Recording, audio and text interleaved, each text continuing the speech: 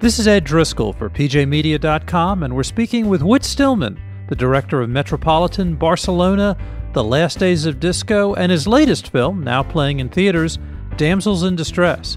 And Whit, thanks for taking a few minutes to talk with us today. Thanks a lot. I know everybody's asked you this question already, but for our listeners who are wondering, why did it take 14 years for your latest film to be released? Well, the new film has actually come out pretty quickly since its inception. But before that, there was a period of serious business failure. I think you've probably heard of that phenomenon before. And in addition to being writer, director of the films I've made, I've pretended to be producer too. And I just had a hard time getting the projects up and running. They're very diverse and far afield, and I was trying to do it out of London, and it didn't work. So I came back to home ground with my friends at Castle Rock. So it sounds like the indie market has changed pretty dramatically since your trilogy of films in the 90s. Yeah, I didn't really realize that we were in a kind of boom period in the 90s, and there's even a bit of a bubble. And the times when I was trying to get my London-based films off the ground was kind of the air coming out of the bubble. It's funny, it didn't necessarily feel that way at the time, but it's possible to look back at the 1990s now as a pretty happening era for the movie industry. It was kind of terrific. Then the indie films got too big for their britches. The multiplicity of independent distributors and Studio Classics units imploded and disappeared. And I'm fortunate really to have as distributors sort of the last show in town, Sony Pictures Classics. And I have to tell you how much I enjoyed Damsels. And it's only based on how much I've enjoyed your previous films that I would have seen a movie about three young college women who decide to reform the school's frat boys. Yes. Was the subject a bit of a departure after your more or less trilogy of films in the 90s? Well, in certain ways it was going back to the age group of the characters in the first film, Metropolitan. But I wanted to do something different. I'd heard the story of a group of girls, dynamic girls, who changed things at their co-ed university. And it seemed like a funny idea and a different kind of humor than the other ones. Damsels obviously isn't set in the raunchy DuPont University of Tom Wolfe's I Am Charlotte Simmons. No, it's sort of opposite, isn't it? Yeah. What caused you to jettison the more or less realism of your mid-1990s films for a much more whimsical tone in the new movie?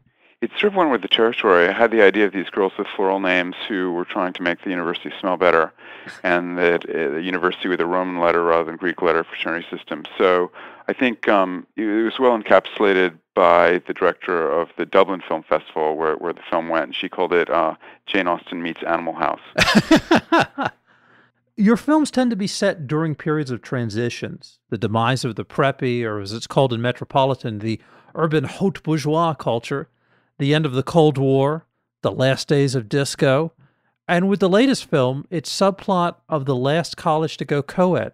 What is it about these transitional periods that intrigue you or make for good comedy?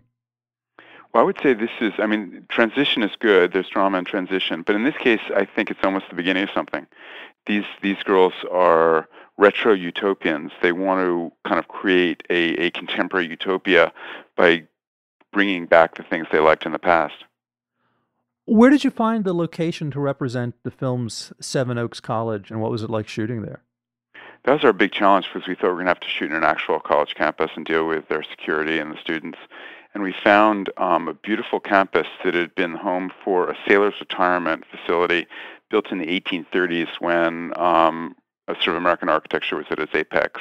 It's considered the finest assortment of Greek Revival buildings in the United States. It's called Sailor's Snug Harbor, and it was a really pleasant ferry ride across from Manhattan.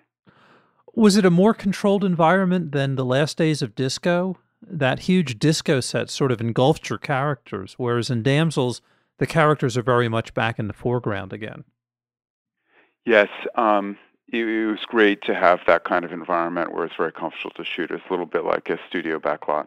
Stanley Kubrick was infamous for shooting take after take after take, allegedly into the three-digit number. How do you balance rehearsals and shooting and getting the actors to deliver the dialogue with the cadences and inflections that you're looking for? Well, a lot of the actors are doing the work on their own, and I don't really believe in rehearsals. I think it makes them kind of stale. And I mean, some actors really like it and thrive on it, but a lot don't. And I think the girls were practicing their lines a lot by themselves, but I like them to sort of come fresh to set and not over-rehearse. The leads in Damsels in Distress are Greta Gerwig, Carrie McLemore, Analeigh Tipton, and Megalyn Echikunwoke. I hope I'm pronouncing her last name correctly.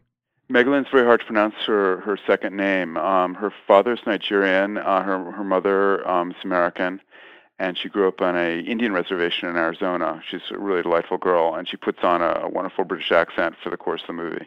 Was that a sort of ironic nod to Kate Beckinsale putting on that American accent in The Last Days of Disco? Pretty much, yeah. The same accent coach worked with them both. The idea was originally the women from the West Indies who go to the old British colonial schools and have a kind of wonderfully arrogant, funny attitude. And Megalyn didn't really want to do West Indian. She didn't know what that would be, but she had a friend who was a posh British girl, and so she imitated her posh friend.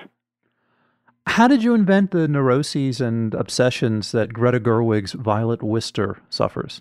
I just examined my own autobiography. I went through a lot of that myself. I mean... Okay, I didn't know if you did research in that or... I mean, not really. I didn't have to. Living in my family, I know all about the neuroses.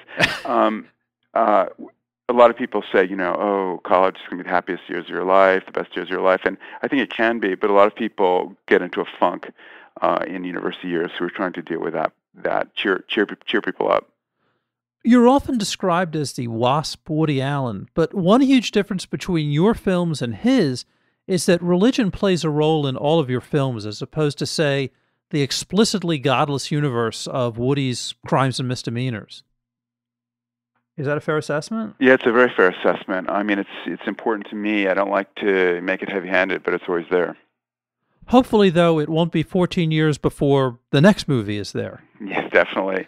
I mean, I'm happy now that there was some good periods of writing while I was away. I was mostly trying to write scripts, and I now have some fairly good scripts in the trunk that I hope to be able to produce now. Any thoughts? Can you talk about what the next film might be about? Well, I can't talk about the next one because I sort of made the mistake of talking about too many things. But the project I was really trying to do was a very religious one, but also very comic one, set in Jamaica in the early 60s.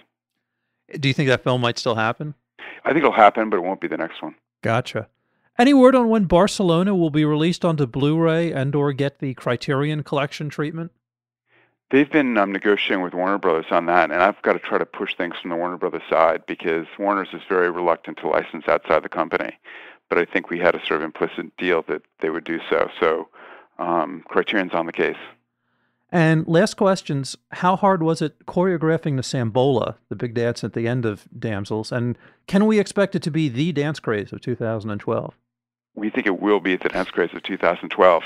And it was really fun to choreograph with a brilliant choreographer, Justin Cherney. We decided to have the best parts of a lot of dances. So it's the best part of the tango, the best part of the cha-cha. And I think people will like it. This is Ed Driscoll for PJmedia.com, and we've been talking with Whit Stillman, the director of Damsels in Distress, now playing at your local theater. Check out its website at www.sonyclassics.com, Damsels in Distress, for the film's trailer and its showtimes. And Whit, thank you again for taking the time to talk with us today. Thanks a lot, Ed. That's great.